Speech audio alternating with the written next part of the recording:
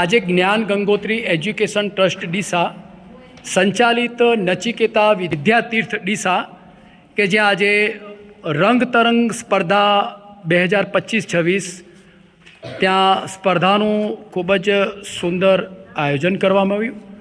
એના ભાગરૂપે આજે ડીસા તાલુકા ડીસા શહેરની વિવિધ શાળાઓએ આ રંગ તરંગ જે સ્પર્ધા હતી એ સ્પર્ધાની અંદર બાળકોએ ખૂબ જ એમના શિક્ષક મિત્રો સાથે અહીંયા શાળાની અંદર આવ્યા। બાળકોએ ખૂબ જ ઉમળકાભેરે ભાગ પણ લીધો।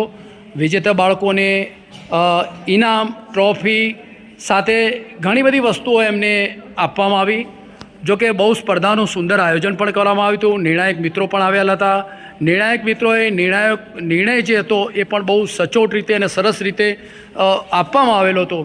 બાળકો પણ અહીંયા મોટી સંખ્યાની અંદર આવેલા હતા અને ખૂબ જ સુંદર મજાનો અને સરસ કાર્યક્રમનું જે આયોજન કરવામાં આવ્યું હતું બહુ સુંદર આયોજન હતું।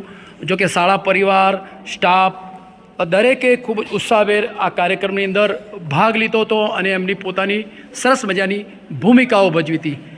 મારી સાથે અહીંયા બેનશ્રી પણ જોડાયેલા છે। અહીંયા ડીસાના કોર્પોરેટર બેનશ્રી બહુ ઉત્સાહી છે, મંજુલાબેન। જોકે આ કાર્યક્રમની અંદર પોતે એક બાળકોને આશીર્વાદ આપવા માટે અહીંયા આવેલા છે। બેનશ્રી, કેમ લાગ્યો કાર્યક્રમ? કેવું લાગ્યું આપણને? ખૂબ સરસ, ખૂબ મજા આવી બાળકો સાથે આજે આ કાર્યક્રમમાં। આ નચિકેતા તીર્થધામ સ્કૂલ તરફ ખૂબ સારી પહેલ કરી છે બાળકોને, અને હું આ સ્કૂલના શિક્ષકગણોને પણ એમનો પણ ખૂબ ખૂબ આભાર માનું છું કે એમને બાળકોની અંદર એક નવી ઉત્સાહિત કઈ રીતે કરવું બાળકને એ આ નવી જ કાર્યક્રમ કર્યો એ બદલ હું આ શાળાના શિક્ષકોને અહીં પધારેલ સૌનું ખૂબ ખૂબ સ્વાગત કરું છું અને ખૂબ ખૂબ આભાર માનું છું કે તમે બધા બાળકોને સરસ મજાની આ કૃતિ કરાવી। એનાથી બાળકોને સરસ મજાની મજા પણ આવી, સાથે સાથે બાળકના અંદર એક નવું જ્ઞાન પણ આવ્યું છે।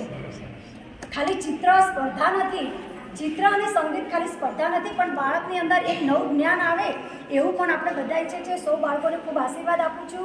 બધા બાળકો ઘણીને ખૂબ આગળ વધે એવું અસ્તુ। બેનશ્રીએ બહુ સરસ મજાની વાત કરી કે બાળકોને એક નવી રાહ ચિંધી છે અને બાળકોને આજે નચિકેતા વિદ્યાતીર્થવાળા નવું કંઈક શીખવા મળશે એવી સુંદર મજાની બેનશ્રીએ વાત કરી।